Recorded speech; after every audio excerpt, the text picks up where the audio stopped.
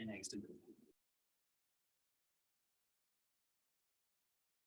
right, we will call this May 18th meeting of the Water and Sewer Authority of Cabarrus County to order. Thanks to all for attending.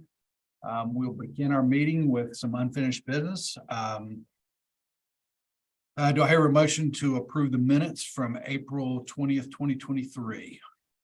So moved. Second. Got a motion, a second. Is there any discussion? All in favor, say aye. Aye. Any opposed? Motion carries. We'll begin with some general discussion. We have a presentation first from our friends from Mount Pleasant, Mr. Holloway. I'll turn the floor over to you and what you'd like to present to us. Thank you, Chairman, board members, WSACC staff. Thank you for allowing us to come make a brief presentation to you tonight. Aaron Burris, our Planning Economic Development Director, is going to be joining me. We're going to kind of tag team this. It'll take about 10 minutes and we'll move through quickly. We do appreciate the opportunity to come and talk with you.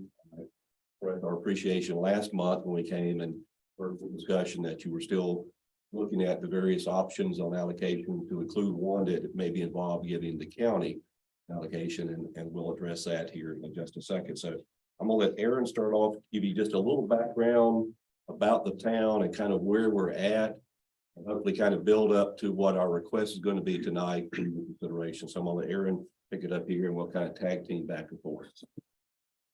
All right, this is the town of Mount Pleasant planning area, if you're not familiar with it. This is actually slightly smaller than the planning area that was in the Eastern Harris area plan prior to the town adopting the comprehensive plan in 2017. The current area of the town limits, which is shown in the darker line, we've added a little bit since this map was done. It's about 3.6 square miles. The planning area is 19.3 square miles. In everything that we do, we always look back at our comprehensive plan vision, and you'll see within that vision statement, we do have controlled growth and sound infrastructure. So that's what we're here to talk about tonight, is how we would like to have controlled growth and sound infrastructure to realize the vision that's in the town's comprehensive plan. I'll let Randy talk about the water and sewer projects that we're currently working on. We have a very old system. The town was actually started in 1859. Most of our infrastructure was put in the 1930s. And the primary water line for the town is a 6-inch line that runs down Main Street that is encrusted down to about 3 inches. And that is the line that serves the entire town. So we're in the process of implementing $18 million in water and sewer projects. That is 10 times more than we've ever done in the past. Mike probably remembers when the water tank on North Drive was done. That was a big project of 1.2 million. Mount Pleasant. So we're at 18 million. We're putting a 12-inch water line down Main Street, on Franklin Street, on Cook Street, on Highway 49 to dramatically improve both the fire flow and the potable water for the town. Putting a new pump station over off Highway 49 on Empire Drive. It's going to retire 2 of our old stations and open up several hundred acres for additional development. We put an Adams Creek interceptor in, which originally I think was a WSACC project that got sidelined. We're using some ARP funds to do that, and again retire 2 old pump stations. That also going to open up several hundred acres, which we'll address in just a few minutes. And there's some sewer line replacement down in ABC Street area that have a lot of old clay lines. We're getting a lot of 9-9, and we're rehabbing a bunch of our manholes to also help reduce the I&I issues on those manholes. And I would like to point out when we go to the map, the Adams Creek interceptor project, we're just doing a portion of what was originally planned when WSACC had done it. Our entire water and sewer master plan from 2007 was hinged on that interceptor being installed, because we did have several pump stations that needed to be retired. So that's what we're working on doing now. And that list that Randy just rattled off and, are represented in these maps, that list is about half of what was in that water and sewer master plan. This is a map of the water line going on. You can see the kind of the heavy yellow lines, the 12-inch line that will go on Highway 49 that will connect to a 12-inch line on Highway 73. 12-inch line that will come through town on Main Street, another 12-inch line on Franklin. So we're building pretty much the backbone for the town. Typically right now, most of our hydrants will do about 700 gallons a minute at 20 residual. Once this is finished, the majority of the hydrants will do a little over 3,000 at 20. So we're going to significantly improve both our potable and our fire flow. And then our sewer projects, you can see the top left is where the Empire Drive pump station is going to go, retiring to old stations and open up a pretty good sized drainage basin there for development. That pump station is going to support the Brighton Park development that Niblock is doing across Highway 49. It's 178 homes that we're very excited about. And then you can see the center of the screen downward is where we'll do the interceptor line on Adams Creek that goes down to the WSACC pump station. Again, that opens up some fairly significant acreage west of Main Street and also retires two of our old pump stations. All right, I know it's kind of small for you to see, but this is just kind of where we are on our current sewer allocation. The top number there, the 65,667 gallons per day is our current WSACC allocation as of January.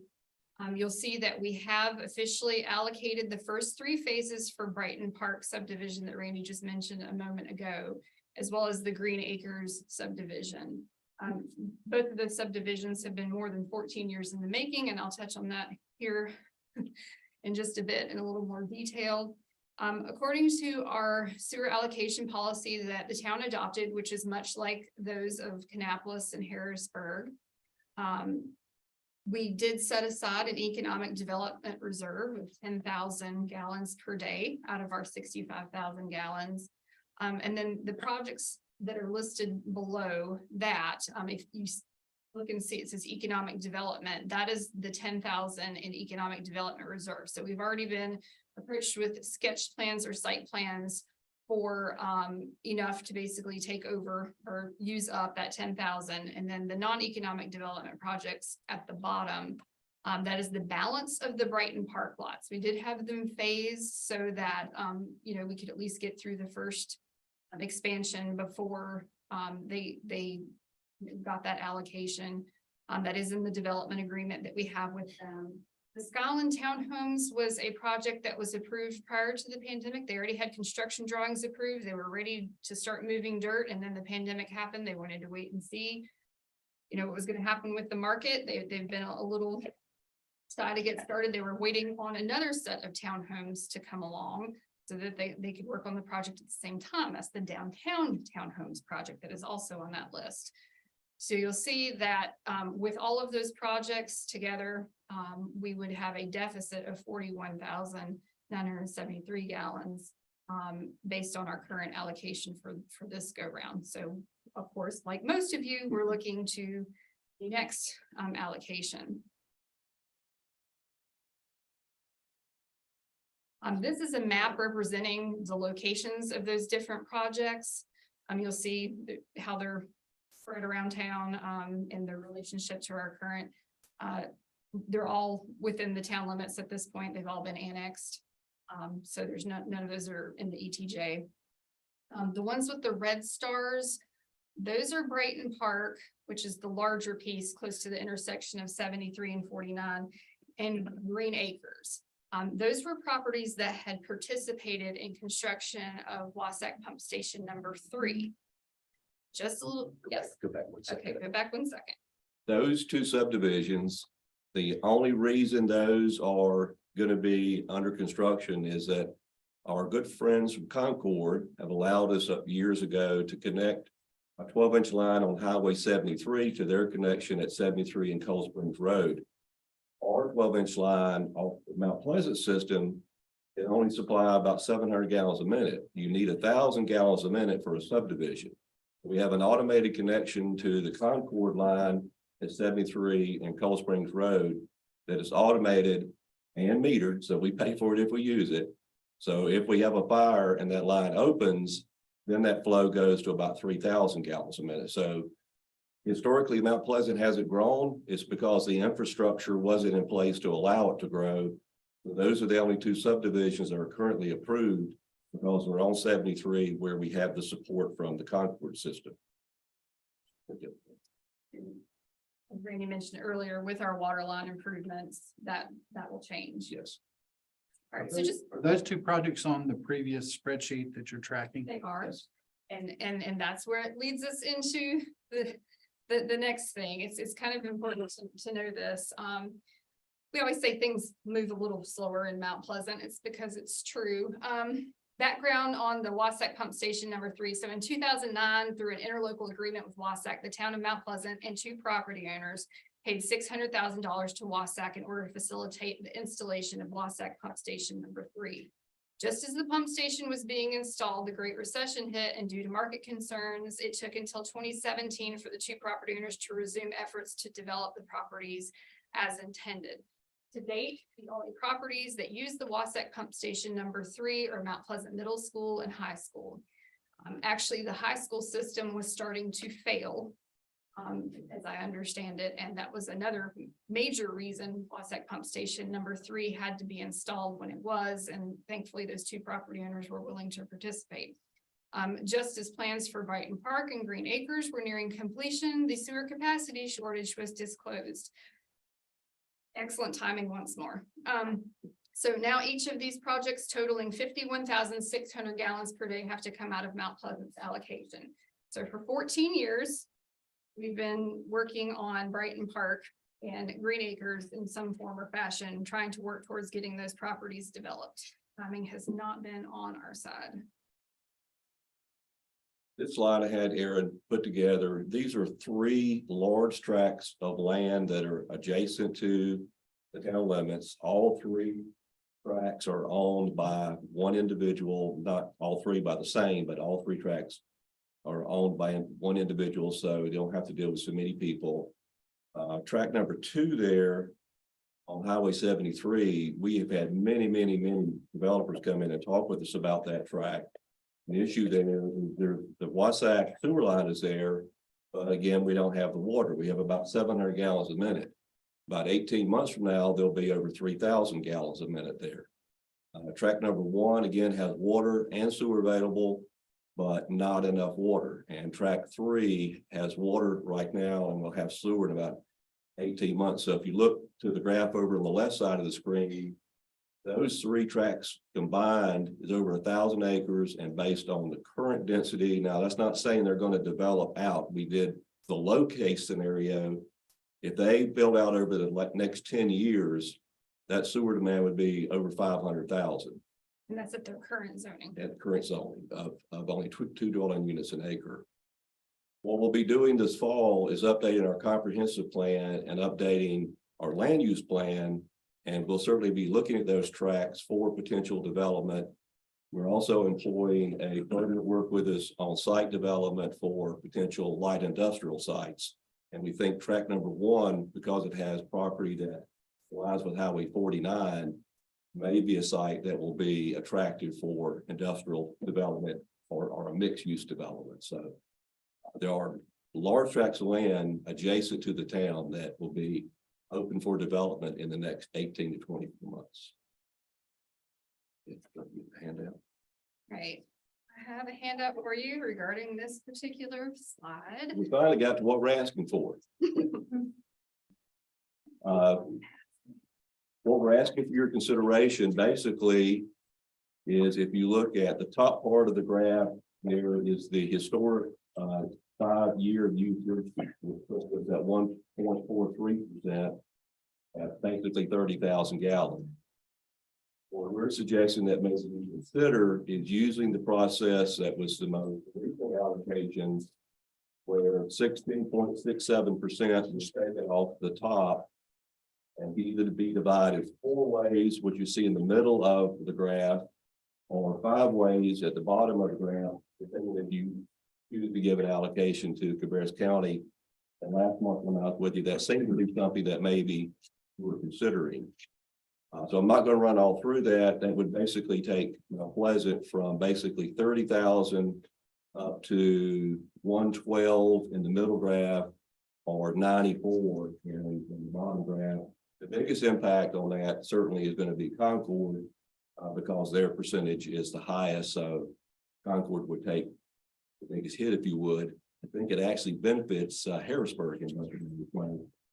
I know that you've been looking at some process, and we thought that what was done most recently seemed to work, and to get us through this allocation, if you could consider that, at least gets us through this one, and then buy some time to look at the allocation for the next expansion.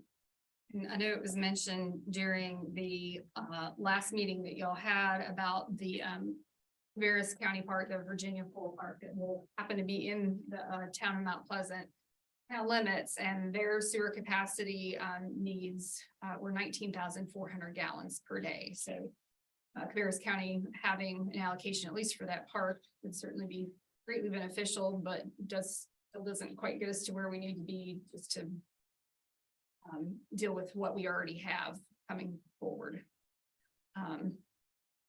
And we like to finish a lot of our presentations with this picture. Actually, That's not me. that's not Randy.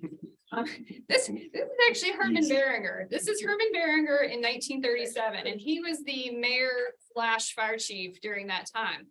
And in 1937, that's when our first water line was put in, which coincidentally was also the same year that the Mount Pleasant Fire Department started, because before they had to use a bucket brigade because there was no water line. Well, they had spent so much money on the water line, they couldn't afford a new fire truck. So Mr. Beringer here decided to take an old school bus and turn it into the town's very first fire truck. And we like to put that at the end of our budget presentations to remind us that Mount Pleasant's kind of always had to make do. There is Herman, and we will be happy to answer any questions that you have. Any questions for Aaron or? I'm curious about the Virginia Full Park. How can it require 19,000 gallons of capacity? That is the estimate that was provided by the engineer hired by the county, and I believe if you look at the North Carolina Administrative Code, it's based on the number of plumbing fixtures for recreation use. Remember, there you have the libraries and the senior center and the playground and baseball. So it's all combined, not just the parks. I don't think it'll use that much But, either, but that's what they had to use. Yeah, well, I'm not an architect nor an engineer or anything like that, but 19,000, I'm telling you, will never be used for that. Right, and what they're following is the North Carolina 2T code. And that's the same one that establishes the 120 gallons per day per bedroom that we got lowered. There's no doubt that number's high, but you take the square footage of the type of use it is, you take the square footage and you multiply that times a gallon per square footage amount, then you total up all the fixtures that are in it, sinks, toilets, all of those, and it comes up to a number of 19,000. We know that number will be probably a quarter of that. I agree. You know, we know that, but there's really not, it's the law. There's really not much you can do about it other than calculate it the way that they say you have to calculate it. And I guess it's like a lot of things, you have to figure for the maximum participation. And so Mount Pleasant's gonna get real busy when you start using 19,000 gallons for the park. That's the only thing I can Same do. thing. When we saw that number, we went, wow. I have a question about the Empire pump station. Yes, sir. Where does it stand, and when do you think construction will start, and when do you think it'll be complete? Well, we were supposed to have gone to bid, Mike, last October, but that's a USDA project. Right. And on a really good day, USDA is moving at a snail's pace. Understand? Yeah, it should be going to bid any day. Everything's cleared, and that should start August, and they're telling us that that's about a 12-month project. We're hoping it will start in August, September. We've got to get it finished because Brighton Park is scheduled to start having homes occupied the fall of 24. So I've got to get the pedal to the metal on that project, but it is running about 6 months behind, unfortunately. And the Adams Creek line, that I think it serves Green Acres, right? No. No, The Adams Creek line will be taking 2 of our old pump stations offline, and then it's about half the Adams Creek interceptor that was in the original WSACC plan. The sewer line serving Green Acres is being installed by the Green Acres developer and they're. Well, as far as I understood, Thomas has that information. About that connection. It hasn't been started yet. Yeah, okay. It should start very soon though, because from what I understand, I'd have to ask Richard, but their approvals are. These are done. Yeah, everything was submitted. If I recall, Mike, there was an issue right where it tied in at. There was some discussion with your staff about that larger line having to be extended a little bit further up. And I think they're working through that, but it's ready to start very soon. That's ARPA funding rather than, that's ARPA funding rather than USDA. No, the developer's doing that. Developer, I'm sorry. Yeah, the ARPA funding is the lower Adams Creek interceptor. And we're basically borrowing 4.5 million from USDA, and we were fortunate to get 13 million in ARPA funds. And we'll take that much more if they'll give it that. Again, so. You have a little catching up to do.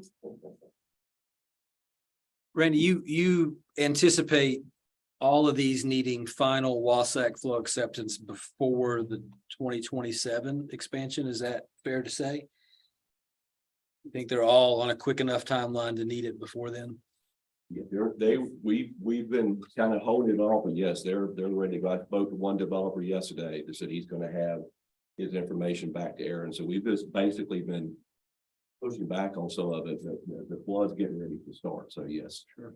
And my only other question, I think, was maybe for Chad, the capacity allocation committee who dreamed up sort of the foundation of the base amounts and that sort of thing. If I remember right, and I wasn't on there, so, but that 16.67%, if I remember right, that was almost an artificial number to get to 50. Is that right? So they were less worried about a percent. It was more to get to a certain base amount. Is that? Yes, correct. Okay. It was a 50 gallon per day each amount. And then when it was totaled up and formatted, somebody said, well, they attached a percentage to it, but the percentage wasn't the driver. It was the 50 gallons per day was the driver. 50,000, yeah. Okay, okay. Yeah. Throwing me off on the 50. He's talking in thousands. Okay. And how did that work in with, wasn't there something, and I wasn't here during that, so wasn't there something that was off the top of that originally? Or is that what we're talking about, is the 50? Or the 50, can you just review that real quick, just for me, just so I understand that? Yes, to start that. So there was the 50,000 gallons per jurisdiction that was taken. So 200,000 gallons was taken off the top of, I believe, around 1.1 million gallons a day, something in that order of magnitude was taken off of that. And then that was, the remainder was divvied up as the percentages, the 5-year percentages would have provided. So with your current projects on your spreadsheet you had, did that include the county? It did. I can't I'll go remember. back to that so you can see. It's sort of rolled over Yeah, there. it's towards the bottom, the County Park, Virginia Folk Park Library Senior Center. It's actually very close to planning approval. We can issue a zoning permit very soon, but we can't give it allocation. So I see a lot of sketch plan Yeah, notes and there's a lot of things. Sketch plan. How much of this is? None of these are speculative in the way that they may or may not happen. These are They're not. active projects that developers or others would like to move. That is correct. They all have an active developer. The sketch plan is moving forward. They are not dormant in any way, shape, or form. They're all actively moving forward. And none of those, Mike, are on those large tracks that I mentioned. That is speculation of what might happen on those Yes, larger that's- tracks. But Right. these are all in the process at some level and will happen. That totals about 41,000. A deficit. So if we back the 19,173 out, Yeah, that's where I was. we're at 22,2. So that's. So I just want to make sure my head's with you. So That's not the total. The total is 100,040 gallons, right? well, I'm trying to back to the new deficit. All together. All those, Well, yes. all those requests go up to slightly over 100,000 gallons. 43 is the deficit. Backing it off from the 65. Oh, okay. But all those requests. come- Right. So the 65 they already have though, right? So if we credit the 65, they're then 22,200 negative.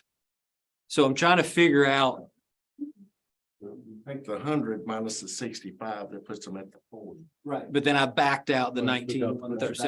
Yeah. Correct. So they're 22.2 deficit. And I'm trying to figure out, but the request is significantly larger.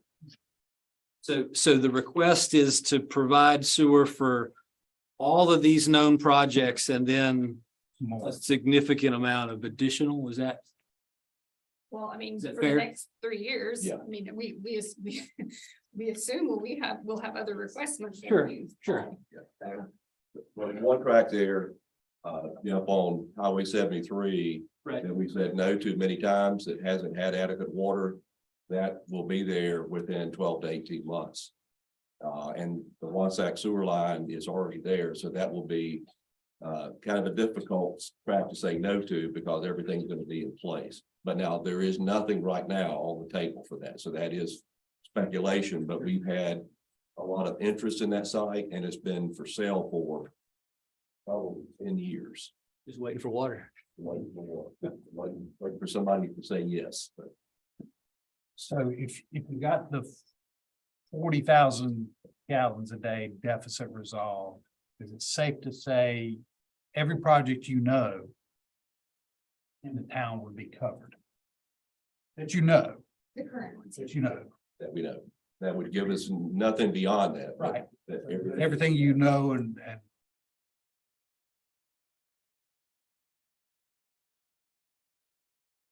I think the dilemma we're in is we have 1.6 million gallons of projects that are ready to go. Developers have bought property and we're having to tell them no. So that's, I think, and I'm sure Concord's the same way, and Harrisburg, I don't know, but that's the dilemma we're in of, you know, everybody's got to have some of this pain because we're all dealing with it. So And I will say, I appreciate that too, because we've kind of started our discussions on what is 2024 going to look like, what is 2027 going to look like, and we ran some numbers in Concord. I left this on my desk. You knew I was gonna do You're it. welcome. He knows me well. And okay, you're gonna have to explain this thing. Yeah, so these are projects that came to us for sewer approval, so projects that were in the construction drawing phase. We denied 1.3 million of them, 1.3 million gallons per day. Yeah, so ready we're to at build, like, and we said, what was that, like 50?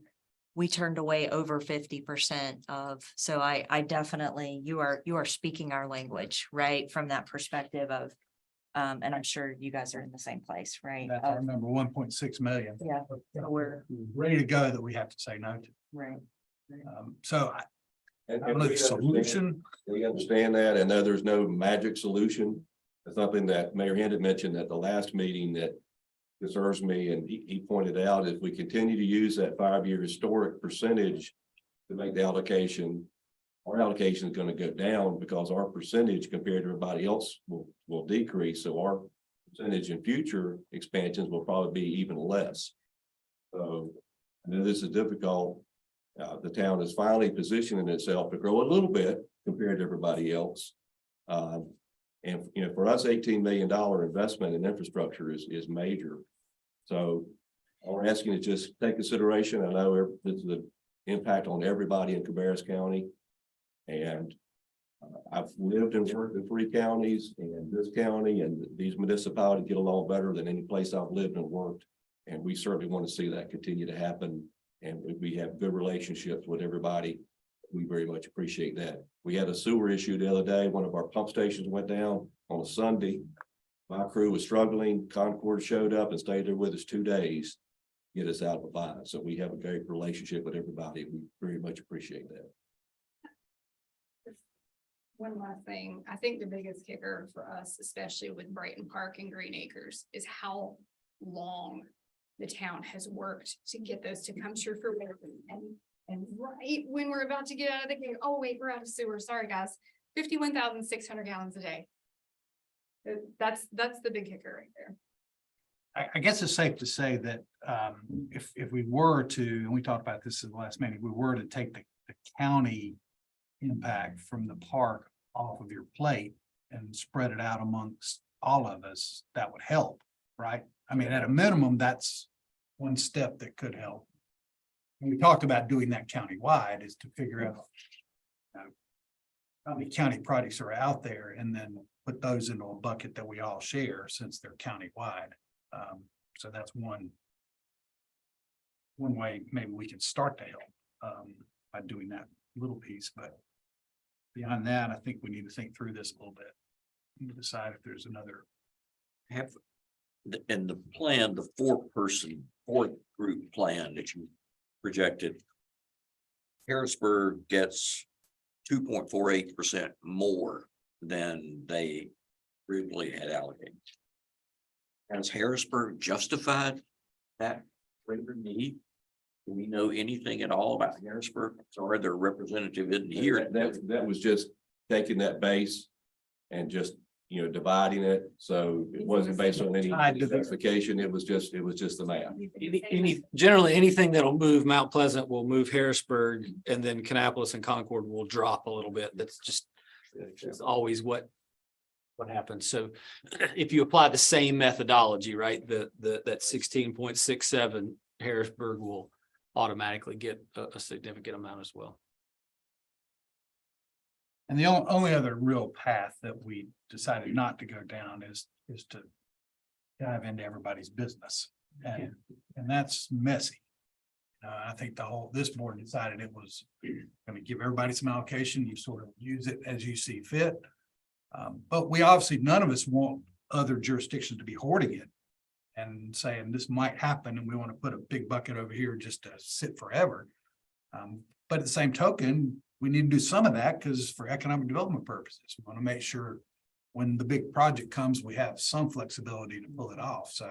And that's what we're looking at right now, Mike, that the town back in the 90s, like many other smaller towns, lost 1,000 jobs. Now they were textile jobs, there's 1,000 jobs. Our biggest employer right now is 73 in May. A restaurant is our biggest employer. And we're trying to recruit some light industry to try to bring some jobs back to town. So we're trying to have a little reserve capacity for a project like that. And we do think the one track there that's about 600 acres that has some road frontage on 49, a very attractive site for a mixed use of light industrial and residential.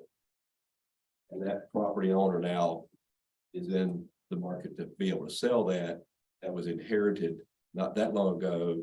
And the person that owned it did not want to sell it, but now there's an inherited will sell it. And actually sold some of it to the county for the park. The acres of 600. Is that at Piedmont Hardwood down there? Where it borders on 249? Yes. Yes. Is that the same Kind property? of wraps It around wraps it. around it. And then comes back almost to Highway 73 and runs along Dutch Buffalo Creek. Well, it does go down to the creek. Yes, goes all the way, actually crosses over the creek. Beautiful piece of property. Have y'all looked at the effects of that debt service payment on that higher percentage? Have you? Why, thank you for asking. Yes, we have. Yes, Mike shared that, and initially I went, and Yeah. and Y'all did. yeah, we can do it. It's a little tight, but that is within our ability to do that. So, yes. We're trying not to ask for more than we can handle. So that's a squeaker, but we can. But yeah, good question, Jeff. Are we selling capacity? Anybody? Anybody? It's better, yeah. Anybody? Any other questions for Aaron or Randy? Thank you for coming and appreciate all you're doing in Mount We're Pleasant. gonna sit in just a few minutes and then we'll excuse ourselves. So. Thanks. Okay, we'll move on to the next agenda item, which is directly related, and I'm not sure if you want to do anything. Well, I do have the one slide I sent out to the board yesterday. I'm just to pull that up. Chad and I, Chad did most of the work in putting the information together and working with the county and the school district. There are a number of projects that are still kind of fluid. We couldn't really nail down some of the start dates and some of the amounts. But from the projects that we could see, Chad felt like if we went with a 30,000 gallon pot for the county, that would be adequate, and our recommendation is that every 6 months, as we do the recalculation and settlement, that if we've had a project, we fill it back up to 30,000. If something really came up important, we feel like we could borrow flow from somebody until the next one, but we wouldn't ever stop a project that was critical to proceed at a certain time. But we feel like that would be plenty. It would cover the flow park and two of the smaller pool expansions that was sort of in the works with the 30,000. So we think that would be adequate for that pot if the board decides to go that way. I just took it and allocated it based on the percentages of the 5 calendar flow. You could allocate it any way the board decides if you wanted to reallocate it based on some other method. That's generally our recommendation if the board decides to set a pot aside for the county. I'm talking with William. He says that the county needs to be actually in charge of that flow and allocate it. So it would be actually a county pot. WSACC couldn't control it. County commissioners. But they still are being served by a jurisdiction. How does, That's a good. the mechanic, that's, I mean, we can figure it out, but that, It would just come out of their pot instead of your pot, but they would be your customer in the end.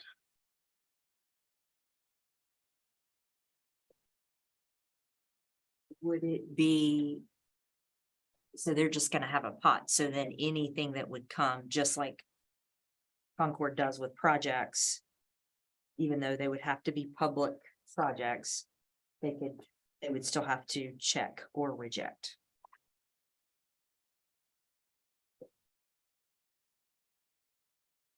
It'd just be a standard 30,000 gallons for now, at least.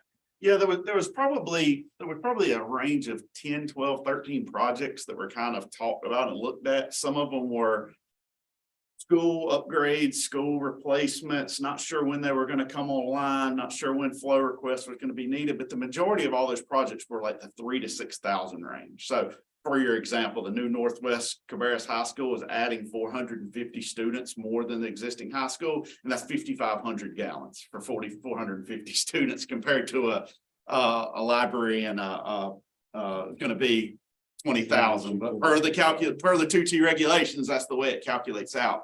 So what I looked at was we don't want to have a big pot of flow here that's just kind of sitting there dead that can't be used for anything. But I looked at on that list, if the three biggest projects came at one time, would we be able to meet those? And we would with 30,000 gallons.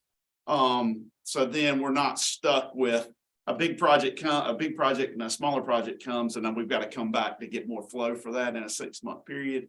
So I don't think there's much chances of more than 3 projects coming at one time. So it keeps the flow being held there at the minimum amount that I think is reasonable, but it has you prepared for multiple projects if they're coming to hit. Obviously, if a bigger project is identified sometime in the future that's going to need more, then that could be addressed and be handled in a one-off type scenario if need be. In that 30,000 gallon number, Chad, did you take into consideration the Mount Pleasant Library? Yes, that's the biggest project. So that's the largest project. There's also been talks on, some other library type projects and some other things out there. But we don't have any idea on square footage or timing or anything on those. So it was really hard to nail down it. Right now, the list we have best case is about 45,000 gallons total of projects in the next 4 to 5 years. So even though this 30,000 is not gonna get refilled that much, you know, there'll be some amount put back in it, but I don't think it'll hardly even really be noticeable to impact the jurisdictions, those 6-month updates. Do you know if the Afton Library Senior Center is on that? It was, but they didn't have plans finalized for that, so they didn't have square footage and flows and fixtures and everything completed yet, so we didn't have an exact timeline or size on that, but We're surely moving forward on that. Correct. I've got some paperwork stuff. Yeah. so. Mr. Chairman, may I ask a favor, please? Sure. We presented our recommendation to our board last week. And what we didn't have was information that you folks were just sharing. Would it be possible for WSAC to put together to show what Kannapolis has turned down, what Concord has turned down? Because we're telling our board where we're at, but we didn't have the information. I think is helpful for everybody to know how this is impacting everyone. So we know it is, but very helpful if we could have that information here with our board at the June meeting. But that's not WSAC information. That's from the system. Yeah, WSAC gather it if they would, or We'll be happy to. if that's possible, I think that would be helpful for us. Sure. And just to supplement on the county piece, so we haven't had any conversations yet with the county. We're waiting for you guys to decide if that's something you wanted to pursue, and if so, we could start those conversations on what that would look like. Then the county would need a policy of their own.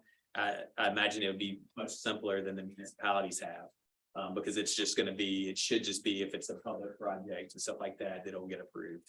But they would need to go through that process too. So we would want to go ahead and start having conversations with the county about what that would look like.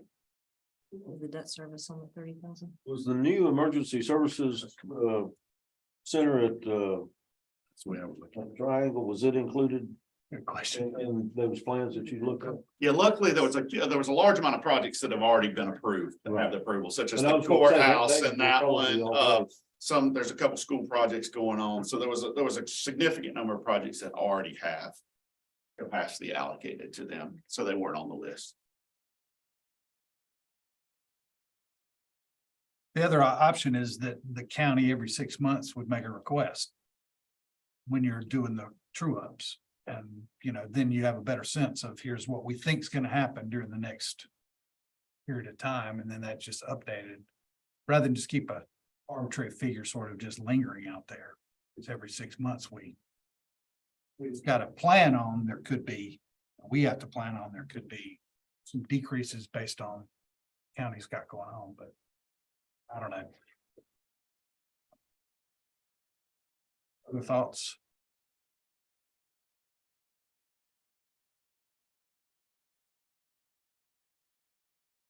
One thing I would like to add while we're talking about capacity and acceptance and everything.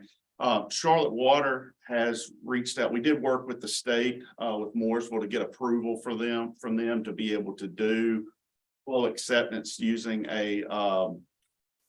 filling out a form basically stating that project will not come online until the expansion is completed. That's part of that project. We utilize that at Muddy Creek. We've utilized it at Lower Rock River Pump Station when it was in construction. Different things like that. Charlotte Water has requested their capacity be added to their pre-treatment permit. And they're probably within the next month, they're going to start allocating towards this expansion amount. I tell all y'all that because you're probably going to start hearing developers potentially say, well, we've got capacity from Charlotte Water for this expansion. Why can't we get it from you? And so I just want to give everyone a heads up there that that may become an issue that starts getting discussed among the development community within the next, 30, 60 days, depending on how quickly Charlotte moves with that. The challenge is even from the first allocation, we're allocating stuff that doesn't exist yet. Yeah. Because these projects don't happen and finished in that time frame. So this is nothing new. Right. We have not looked at it as a 24 or 26. It's been, subject to a lot of things. And every developer so far has acknowledged that through a development agreement, understanding that really not there until it's there. So through phasing other things. So Any other thoughts about this? Is there any urgency to this? What's the urgency? Can we, Other than being able to do what Chad's talking about, coming to an agreement and allocating the capacity, you could go ahead and do those with the attached letter, or if when the legislation passes that allows us to go ahead without issuing the letter, then we would have that capacity to go ahead. is there any, So other than is that, there any urgency to the county issue? only when they go for the 19,000 gallons or. What kind of timeframe is that on for that Junior part? I flow. mean, Or We haven't taken it to our board.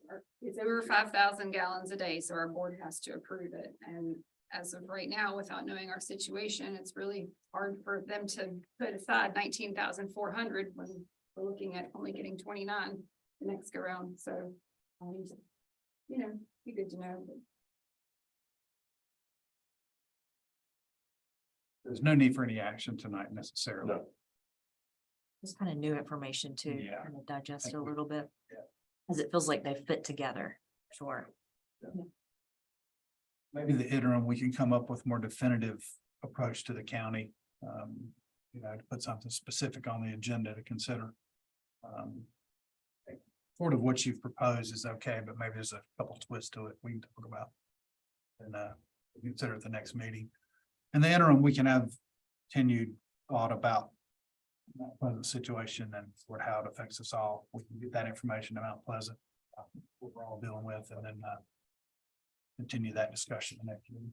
And just to share an update, just that relates to that, you know, what we're proposing is ultimately would be an amendment to the existing interlocal agreement. So when this board has made their decision on the allocation, then we will drop that into an amendment to the interlocal agreement, which will then need to go out to all the member jurisdictions for their, and so that's the time crunch there. That's outside of our control. But you know, if this gets approved in June or July, then that is going to process to go out to everybody to get that amendment.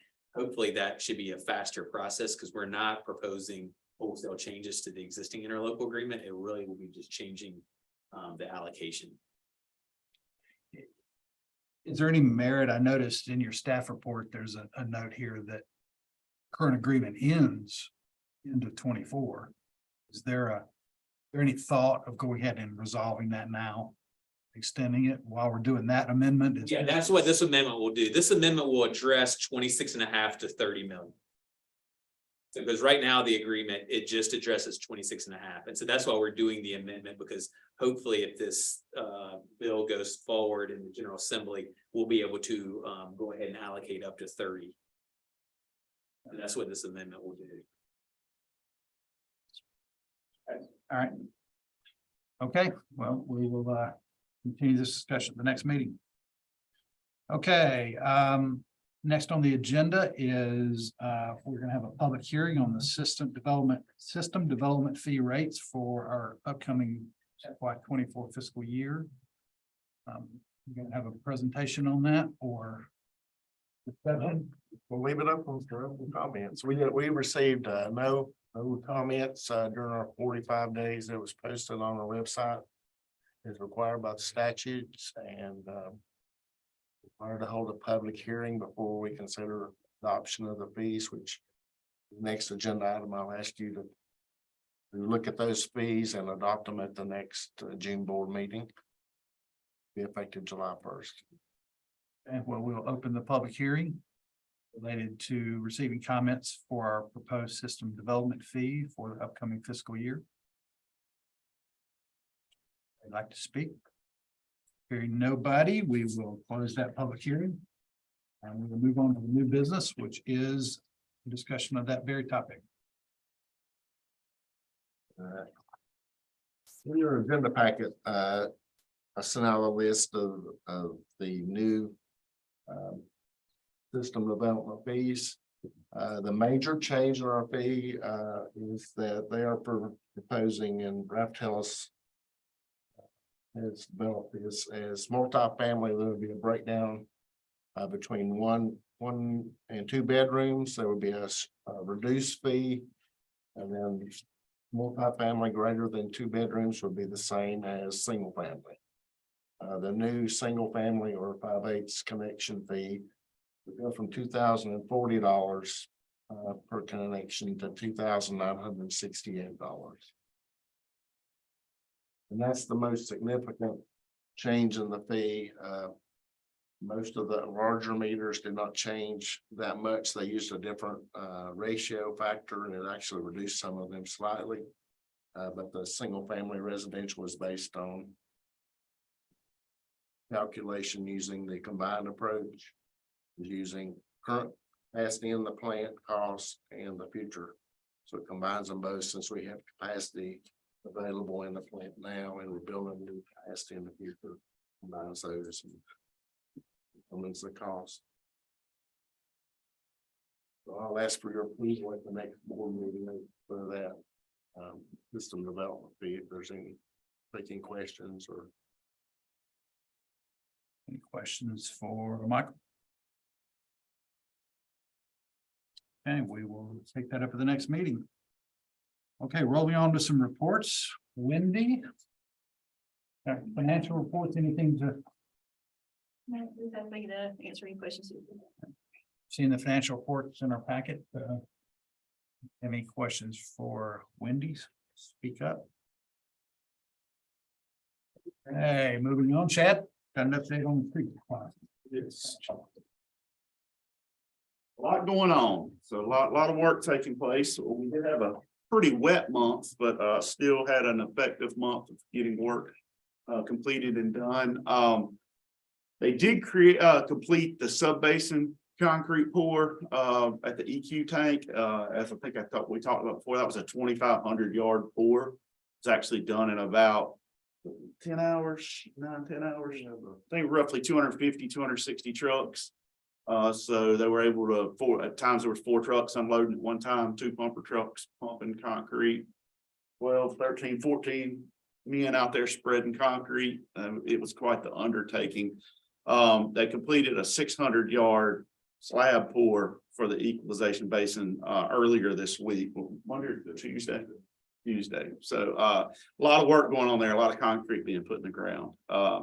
Maintenance canopy building construction continues, continuing work for the new effluent flume, completed the slab for the blower building, continue work on box 101 that'll tie in the equalization basins to the influent line for the pump station. And as I always say, the team just continues to work to try to mitigate potential issues with sourcing equipment. That is still the critical path to our timeline. It's getting all equipment on site.